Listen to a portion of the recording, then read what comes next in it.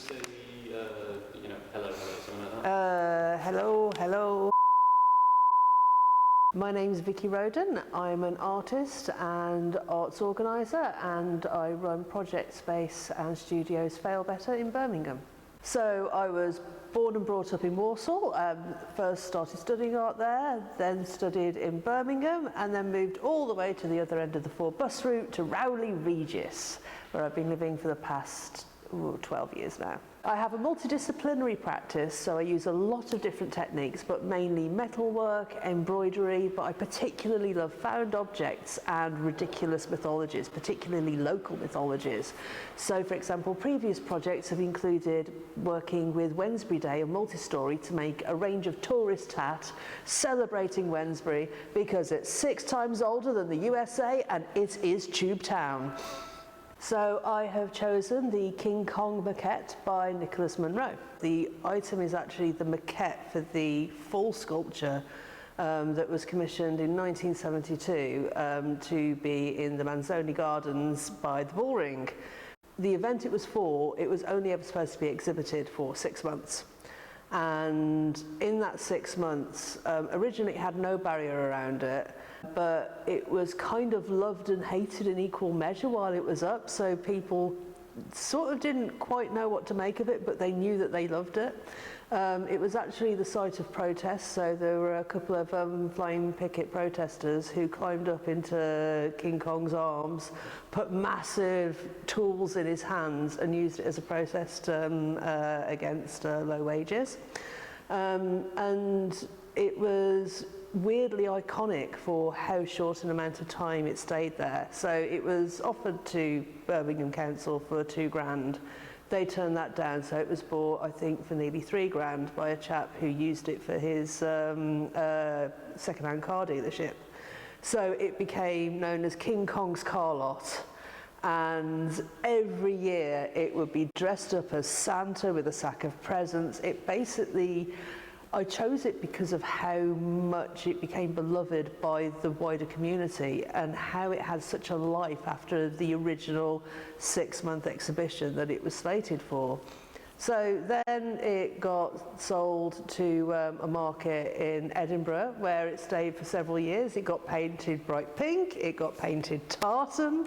Again, it was very much a beloved part of the community. It wasn't just a totem, it wasn't just an advertising slogan, it was King Kong. Then it got sold to an auction house in Penrith. I think it was the market owners, they basically took it with them to Penrith, where it was upright for a few years. And then it ended up being knocked over in winds, apparently, and was on its back for quite a while. And there has been a massive search for King Kong. There are so many people with really good memories of it. And so King Kong has become a bit of an icon of a sort of lost son of Birmingham. And there's been films, so there's been King Rocker, there's been loads of attempts to buy it, but the owners refused to sell it. Then it actually got restored to its original state, because when it was in Penrith it was painted white, but you can see all the other colours of paint. It was restored to its original state, which you can see it in the maquette, because the maquette is very much as it is supposed to be shown. It got returned to Cumbria, where it is officially the most epic garden gnome that has ever been gardened. I mean, in terms of an absolute power move over your neighbours, a 5-metre ape that has so many people who adore it is certainly something that is going to cause a statement in your garden. And 50 years after Birmingham Council refused it, Birmingham Council and the Commonwealth Games had it remade even bigger. I absolutely love it for the fact that it's so beloved, and it's very much a piece of work that the people have chosen and the people have demanded to see and demanded to get back and have such a strong identity with. And given the fact that a lot of Birmingham's success was born from black country towns bringing their things to Birmingham for sale or assembly, I find it so delightfully poetic that Birmingham lost its chance to keep King Kong.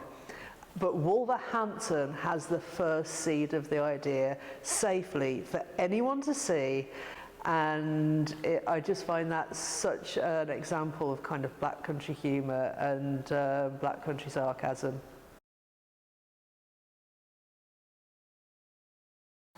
So I could talk about the black country accent for hours. I'm originally from Walsall, and so that has its own distinct accent, which is very different to the ones in Wednesbury, Cradley Heath, Wolverhampton, and so on. But the beautiful thing about the black country accent for me is that it's one of the oldest dialects in the country, if not the world. So the pronunciations that are used in the black country dialect are very close to Old English and Chaucer.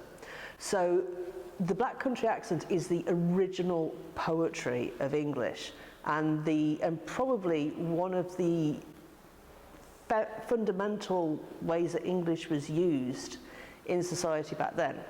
But for me, I'm slightly heartbroken in respect of I don't feel like I have a proper black country accent anymore.